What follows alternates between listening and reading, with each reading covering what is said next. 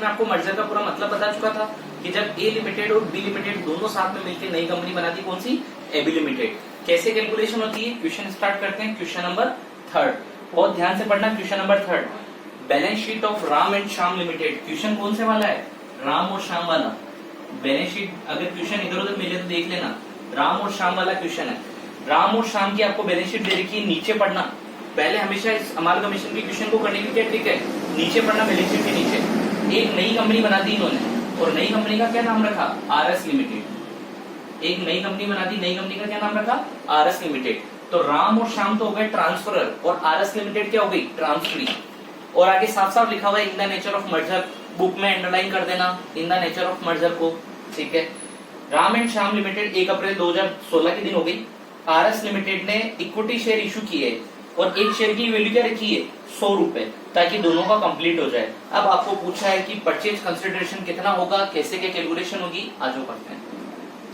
ध्यान देना बच्चों, बहुत इजी क्वेश्चन है, फॉर्मेट पे ध्यान देना। राम लिमिटेड और श्याम लिमिटेड, क्या कैलकुलेशन करके दिखा रहा हूं मैं आपको, परचेज कंसिडरेशन की, ध्यान देना। चलो और थोड़ा इजी कराता हूं आपको, और थोड़ा इजी कराता हूं। एग्जाम में फॉर्मेट पूरा ध्यान देना, बहुत ही इजी क्वेश्चन है, बहुत ही easy question. Calculation of purchase consideration, calculation of purchase consideration, कैसे कैलकुलेशन होगी, ध्यान देना, ठीक है। कौन कौन सी दो ट्रांसफर कंपनी थी आपकी, एक राम लिमिटेड थी, दूसरी श्याम लिमिटेड। फॉर्मूला पता है, सबसे पहले क्या निकलेगी, नेट असेट्स वैल्यू। सबसे पहले क्या निकलेगी, नेट असेट्स वैल्यू। तो चलो, असेट्स टेकन ओवर, इनकी कितनी कितनी असेट्स अपन ने टेकन ओवर कर ली, assets take over. Direct balance sheet के लास्ट की टोटल उठाना, डायरेक्ट बैलेंस शीट के लास्ट की टोटल उठाना।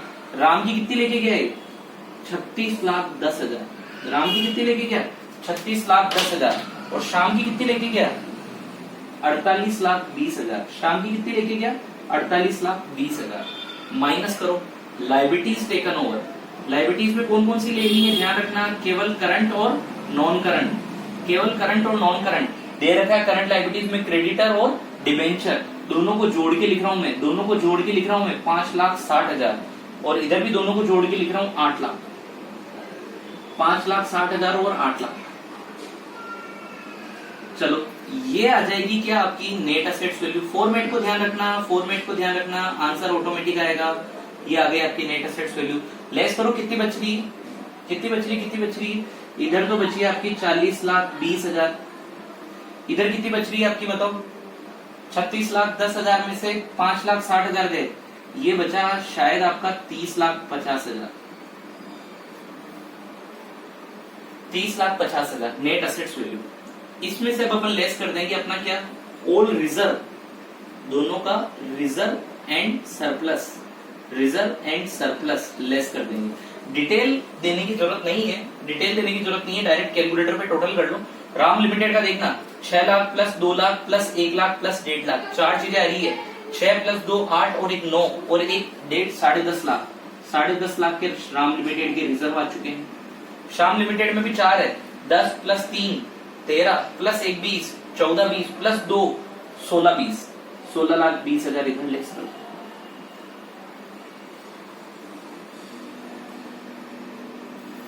ये जो कहलाएगा वो कहलाएगा आपका पीसी, परचेज कंसिडरेशन। लेस करो, यहाँ पे कितना आ रहा है आपका 20 लाख, यहाँ पे कितना आ रहा है 20 लाख, यहाँ पे कितना आएगा 16 लाख, 20 लाख गया तो 24 लाख। अब आपको दो चीजों की टोटल करनी है बच्चों, ध्यान देना, आपको दो चीजों की टोटल करनी है। एक टोटल करनी है आपको इसकी टोटल आ रही है आपको 70,70,000, एक इसकी टोटल आ रही है 70,70,000, इसकी टोटल आ रही है आपके 44 लाख, इसकी टोटल आ रही है आपके 44 लाख, ठीक है। अब एक मेरा बहुत अच्छा ध्यान से क्वेश्चन सुनना, अगर आपके एग्जाम में क्वेश्चन आ जाए, अगर आपके एग्जाम में क्वेश्चन आ जाए कि calculation the purchase consideration, question खत्म। अगर आपको क्वेश्चन में केवल परचेज कंसिडरेशन पूछता है तो आपका क्वेश्चन खत्म, आपका आंसर क्या है 44 लाख, टोटल कर देना इन दोनों की। लेकिन अगर आपको क्वेश्चन ये पूछता है कि नंबर ऑफ शेयर इशू, कि कितने शेयर इशू करेगा, नंबर ऑफ शेयर इशूड, तब ध्यान देना कैसे निकलेगा। पर नंबर ऑफ शेयर इशूड की टोटल भी आपके परचेज कंसिडरेशन की इक्वली आएगी, कि जितना नंबर ऑफ शेयर इशूड करोगे ना उसका आंसर भी 44 लाख आएगा। कैसे? अब ध्यान से देखना, नई कंपनी कौन सी बनी? RS limited. चलो, नई कंपनी कौन सी थी? आरएस लिमिटेड, जो किस किस को पैसा देगी? राम लिमिटेड को भी देगी और श्याम लिमिटेड को भी देगी। टोटल पैसा कितना देगी बच्चों? 44 लाख। पर कैसे देगी? इक्विटी शेयर के बदले में। एक शेयर की कीमत कितनी है? 100 रुपए। कहां से बोल रहा हूं? क्वेश्चन में लिखा हुआ। अब number of share issued, RS limited Ram को कितने शेयर देगी? आरएस लिमिटेड राम लिमिटेड को कितने शेयर देगी? ध्यान से देखना, राम लिमिटेड को शेयर कितने देगी? कैसे निकाले? कैलकुलेशन कैसे करें बताओ?